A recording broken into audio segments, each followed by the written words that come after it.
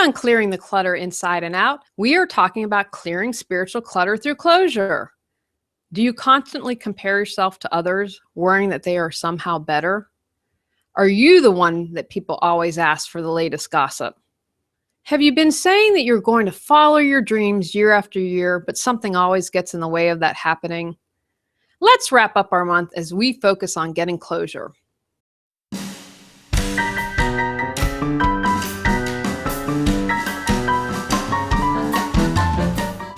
Are you overwhelmed by clutter, looking to organize your life? Do you feel stuck and are ready for a change? Every Tuesday at 1 p.m., join award-winning professional organizer and coach Julie Coraccio on Clearing the Clutter Inside and Out as she supports you in navigating the waters of decluttering your life and getting organized. Julie thinks outside the box and examines clutter in all areas: physical, mental, emotional, spiritual, energetic, and more. Ready to live a more joyful and fulfilling life? Spiritual clutter can be one of the more tricky clutters to tackle, but I think it can also be one of the most rewarding. As the year winds down, is there anything that jumps out to you that you need to get closure on? Maybe you have a coworker that gets all the accolades and you're jealous. Could you find a way to make peace with that? Or, if you're always gossiping, could you find a way to end that and find something you would like to work on yourself? Remember, you might not be able to get closure by January 1st, and that's okay, but starting the process is the first step.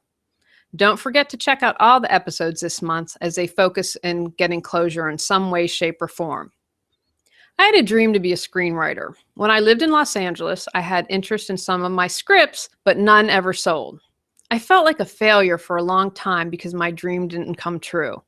Writing is still a huge part of my life, but in a different way. I had to get closure that I was never going to be a screenwriter. I had to make peace and grieve for my dream. It isn't easy when something you dream about dies. Getting closure helped. I still have scripts, and I look at them every so often and maybe work on one, but it is no longer my passion, and my goals aren't tied to selling a script. I won't die if they never see the light of day. I have new dreams that fulfill me, and I'm working towards them. Begin with being mindful around what spiritual clutter you would like to get closure on. If you can't think of anything, ask yourself some questions. Am I following my passion? Do I show gratitude? Am I jealous of anyone? Where do I compare myself?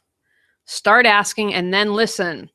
You could also ask a trusted friend if they notice anywhere you could benefit from improving. Sometimes we just can't see things in ourselves, and that's okay. It takes courage to be aware, so acknowledge that you are choosing to change. You could do something like set a timer to monitor your thoughts. Maybe you keep coming back to someone you're jealous of. Journaling is also a great tool. Once you've figured out what you'd like to get closure on, and I would suggest concentrating on one thing, especially if it is something you have struggled with for a while, it can take time. Like anything, the more you practice getting closure, the easier it becomes. How can you release what has been built around your spiritual clutter? Crying? Screaming? Doing body work? Sometimes when we try to get closure, the ego jumps in and wants us to hold on to the drama.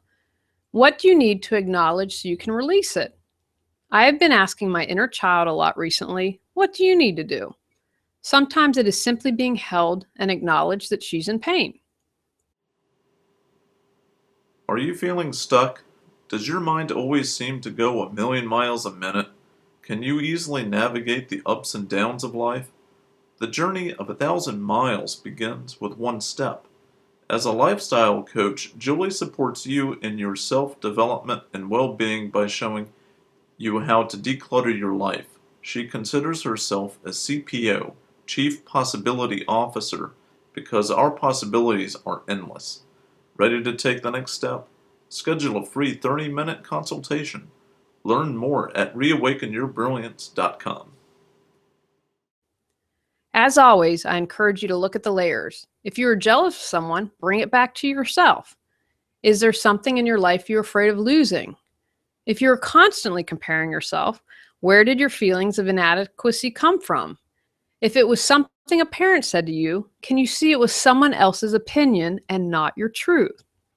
After you have released any emotions around it, what action can you take? When I knew I wasn't going to be a screenwriter, I had to find a way to channel my creative energies. First, I took time off from writing because I just wasn't ready to try something else. I have found creativity through cooking and hope to take up painting again. I also write for this podcast, wrote a course on how to clear clutter, and have 3 books that are published or soon to be published. In addition, I write for clients and have been a successful grant writer raising millions for nonprofits to support people. That fulfills me.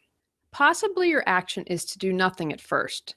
Maybe you take the step to talk to someone to help with a game plan to figure it out. Perhaps you learn deep breathing. Be open and try to come from joy. We can get serious really quickly, and lightening the mood can be wonderful for closure. I like to have some type of observance to celebrate and honor getting closure. Again, it doesn't have to be anything huge. You can do it with yourself or with a group of friends or a trusted partner. Releasing something and moving forward is a big deal. Why not do something to honor that? Do something that feels right to you. How can you energetically support getting closure on your spiritual clutter? Maybe you heal the energy between you and someone you're jealous of. I always like asking my higher self, or the best version of me, to talk to the other person's higher self to help clear the air. There are wonderful tools like EFT that can help release trapped energy as well. Takeaways from today's podcast. Spiritual clutter can be more challenging to find closure, and a little more work may be involved. Don't feel like you have to meet a deadline by the 31st. Be open to the process of achieving closure. If you're having trouble finding what spiritual clutter you have, maybe you aren't ready to release anything. Consider talking to someone trusted to see if they have any thoughts or observations on where you could be stuck. Maybe an action you need to take right away is doing nothing. Being is just important as doing. If it has been intense, you might not be ready to take action, and it might not be the best course in the moment. When you are ready, begin taking action. Happy New Year, everyone! I hope you've been able to get some closure and clear some clutter this month. Wishing you an amazing 2017 filled with love, laughter, learning, and abundance, peace, and joy. Thanks for continuing to take this journey with me. I am so grateful that you have taken the brave step to clear your clutter. Go out, clear the clutter to create the life you choose, deserve, and desire. Ready to clear clutter and share your gifts with the world?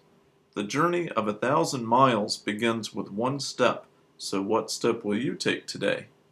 Sign up for our newsletter and receive a free copy of our 10 Steps to Clearing Clutter.